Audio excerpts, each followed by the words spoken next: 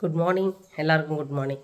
Time பார்த்திங்கன்னா 7:13 ஆச்சு. அந்த பக்கம் காமிக்கிறேன், தெரியுதா? 7:13 ஆச்சு. நிறைய பேருக்கு டைம் உங்களுக்கு இதில் கரெக்டாக தெரிய மாட்டேங்குது அப்படிங்கிறீங்க.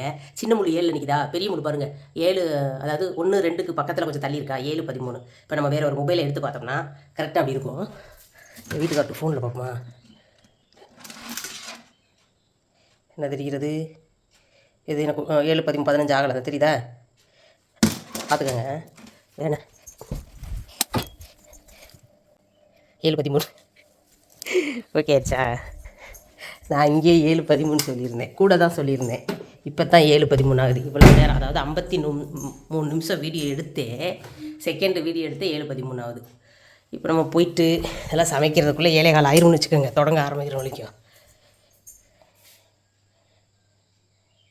இன்றைக்கி நம்ம என்ன சமையல் பண்ண போகிறோம்னா, இன்றைக்கி விநாயகர் சதுர்த்தி, அதனால் நம்ம சாம்பார் ஏதாவது பொரியல் தான் வைக்க போகிறோம். ஓகேங்களா? இதுவே 1:15 ஆச்சு.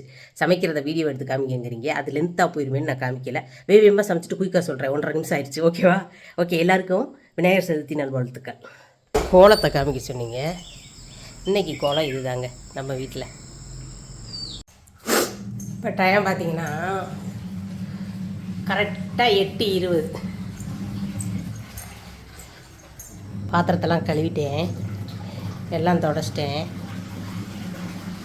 காலையிலக்கு பால் காய வச்சு வச்சுருக்கேனா,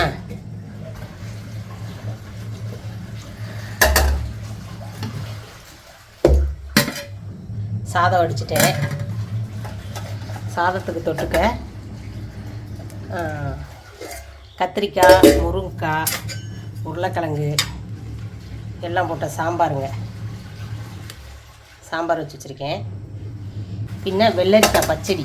இது எப்படி வச்சுருக்கேன், எப்படி வைக்கிறதுன்னு ஷார்ட்ஸாக வீடியோ போட்டிருக்கேன், போய் பார்த்து தெரிஞ்சுக்கோங்க. அதுக்கப்புறம் பார்த்திங்கன்னா கோவக்காய் 65.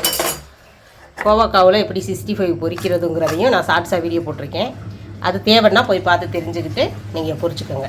அப்புறம் பார்த்திங்கன்னா அப்பளம் கொஞ்சமாக பொரிச்சு வச்சுருக்கேன்.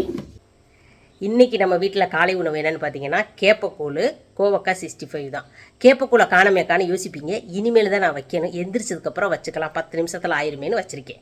ஓகேங்களா? மத்தியானத்துக்கு சாதம், சாம்பார், கோவக்காய் 65, வெள்ளரி பச்சடி, அப்பளம். இதுதான் இன்றைக்கி நம்ம புதன்கிழமை நம்ம வீட்டில் உள்ள சமையல். வியாழக்கிழமை என்ன சமையலுங்கிறத நாளைக்கு வீடியோவில் பார்க்கலாம். மறுபடியும் எல்லாருக்கிட்டையும் சொல்லிக்கிறேன், எல்லாருக்கும் விநாயகர் சதுர்த்தி நல்வாழ்த்துக்கள்.